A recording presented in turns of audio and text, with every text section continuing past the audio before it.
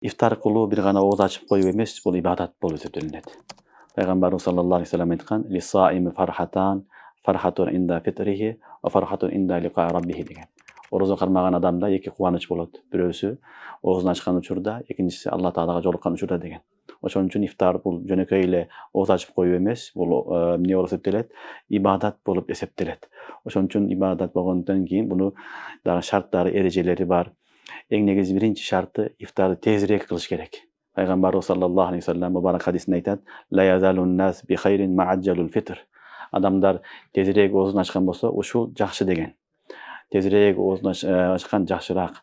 Ошол күн батары менен түн кирди, орозонун убакыты кирди, ошол замат ачыш керек. Эң биринчи убакыт кирери менен ифтар кылуу. Биринчи маселе, өтө зарыл маселе. Аны кечиктирген болбойт. Кечиктирген жакшы эмес. Экинчи маселе, ифтар кылганда ифтардын астында дуба кылуу. Дуба кылуу бул ушундай убакыт. Ис-саим инда фитрихи да'ва ла турат. Орозо кармаган адам ифтар учурунда дуба кылса, дубасы кабыл болот.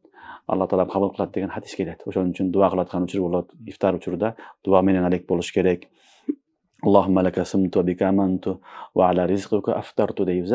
Ва аля ризкика афтарту. Я Алла, сага сенин үчүн орозо кармадым, сага иман келтирдим, сенин рызкың менен оозумду ачып атам деген дуаларды айтып, орозону кармайбыз.